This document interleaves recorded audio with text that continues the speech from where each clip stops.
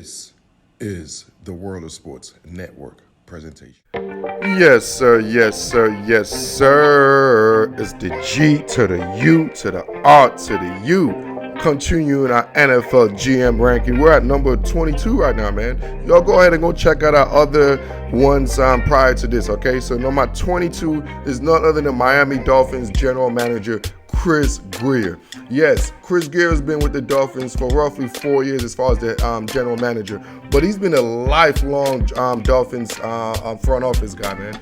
He got his break, obviously, with New England. He came from the New England and Bill Belichick School of Front Office University. So he mastered that. So he got his first break in 1994 doing various scouting roles in New England. And then in 2000, that's when he got his break and joined the Miami Dolphins. So from 2000 to about 2016, he held various scouting, various personnel duties and responsibilities. So basically, his background is scouting and known players and known player personnel. That is what he knows. That's his background. He didn't come from the analytic background per se, like his counterpart, like the guy I call in Cleveland, Andrew Berry. But this guy comes from the football background as far as player personnel, and that's his strength. And that's what I love about Chris Grier. I love how he does his free agent. I love how he attacks his free agency, and I love how he attacks his drafting board. So first of all, let me give you a background. In 4 years, right? Then he made the playoff one time in 4 years. Not bad, especially an organization like the Miami Dolphins that was been in such an array and such in chaos, man. So in 4 years, he went to the playoff one time, lost in the wild card. You all remember that in 2016. And also in 4 years, he had Adam Gase for his first 3 years. Things didn't go well. Things went south. Then he got rid of him in 2018 and then hired Brian Flores. So you know he has to have a pivot. In business, we call that a pivot. When you have to make a different move, make adjustment as far as your adjustment in your culture and what you're trying to build in Miami. So he made a pivot with the hiring of Brian Flores. So they went with a different direction in a sense. So then that's when you know they had a plan. That's what I love about this. You could see Chris Grier and Brian Flores have a plan. I didn't really see the plan when he had it with Adam Gase. So now with Flores, there is a plan there. They want to build a team from the inside out. I mean, this is what they learned from the Bill Belichick, Bill Parcells University of Executive of Building Team.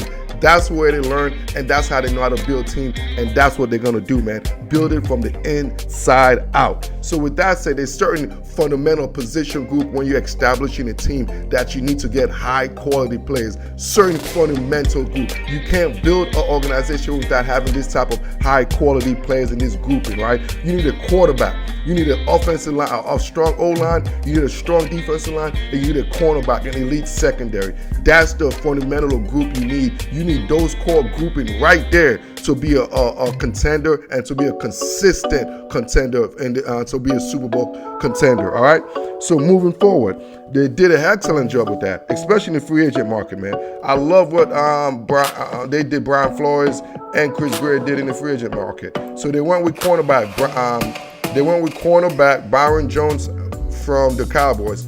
Obviously, you moved him, you added him with Xavier Howard. Now you're keying with one of the best cornerback grouping in the whole entire AFC. Byron Jones, huge pick. It's a position of need. When you're establishing a culture, when you're establishing a new tradition, you better have foundational position of need. And one of those is a cornerback. I love also the free agent pickup of Shaq Lawson from the Bills. Strong defensive line. You got to build it from the inside out, man. That's how you build it. Strong inside defensive line that you know what you're getting out of. And they also picked up Kyle Van Noy from the Patriots. You know what you're getting from this guy, man.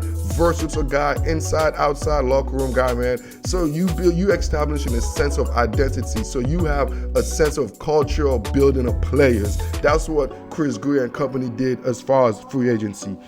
And now for the draft, you got to infuse the new talent for the future, and the draft, man, he hit it out of the park. This is probably the best Dolphins draft I've seen probably I haven't seen in my lifetime. And I don't know about the 80s and when they do stuff like that, but this is the best Dolphins job I've ever seen, man. Ever seen.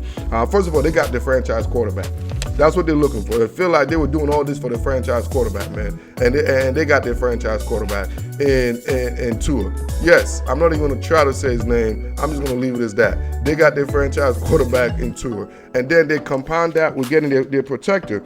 They have somebody to protect Tua in the offensive alignment, Austin Jackson out of USC. I love that aspect of it, man. It's like you always got to protect. I love that Chris Grier was thinking, man, you got to get your franchise and then you got to protect your franchise quarterback. So great job by Chris Grier with that aspect. And moving forward, in 2021, the Dolphins also accumulated 2 first-round draft picks, so you could add more. You could put more in the offensive and defensive line moving forward. So the future is looking very splendid in Miami, man. If you're in the stock market, man, if you know stock, you better invest. You better buy the Miami Dolphins because they have a plan.